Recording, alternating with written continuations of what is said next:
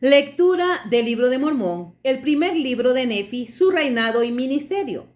Relato de Ley de su esposa Saría y de sus 4 hijos, que se llamaban, empezando por el mayor, Lamán, Lemuel, Sam y Nefi.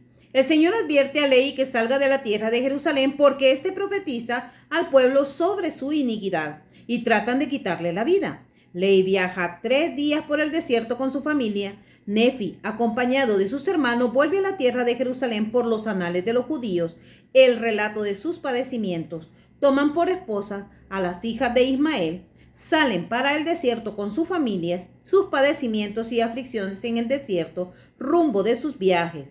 Llegan a las grandes aguas, se rebelan los hermanos de Nefi contra él los confunde y construye un barco, dan al lugar el nombre de Abundancia, atraviesan los grandes mares hasta llegar a la tierra prometida, etc. Esto es según la narración de Nefi, o en otras palabras, yo Nefi escribí estos anales.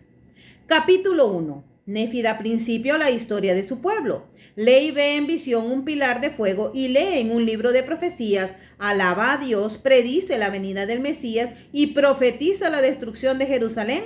Es perseguido por los judíos aproximadamente 600 años antes de Cristo. Yo, Nefi, nací de buenos padres y recibí por tanto alguna instrucción en toda la ciencia de mi padre. Y habiendo conocido muchas aflicciones durante el curso de mi vida, siendo no obstante altamente favorecido del Señor todos mis días, sí, habiendo logrado un conocimiento grande de la bondad y los misterios de Dios, escribo por tanto la historia de los hechos de mi vida.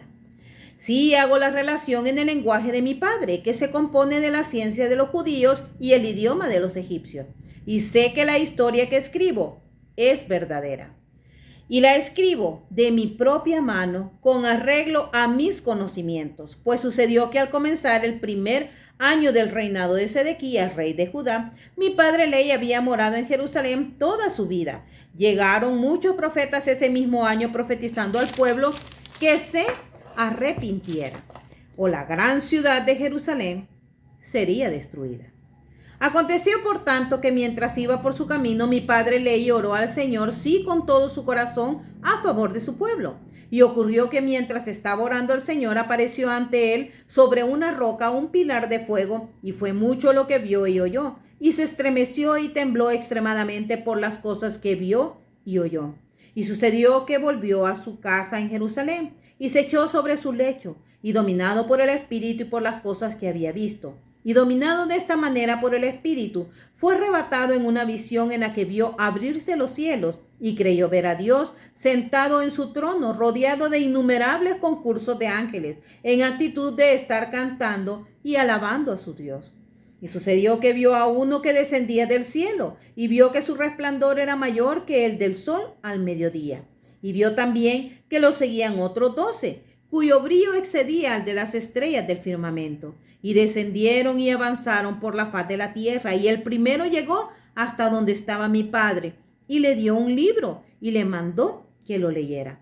Y sucedió que mientras leía fue lleno del Espíritu del Señor, y leyó diciendo: ay, ay de ti, Jerusalén, porque he visto tus abominaciones. Sí, mi padre leyó muchas cosas concernientes a Jerusalén, que sería destruida, así como sus habitantes, que muchos perecerían por la espada, y muchos serían llevados cautivos a Babilonia.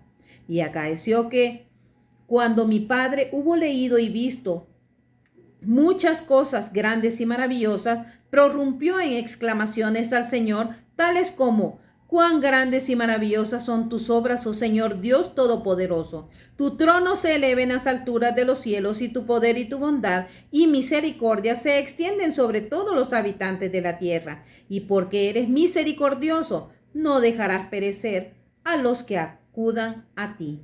Así se expresaba mi padre en alabanzas a su Dios, porque su alma se regocijaba y todo su corazón estaba henchido a causa de las cosas que había visto, sí que el Señor le había mostrado.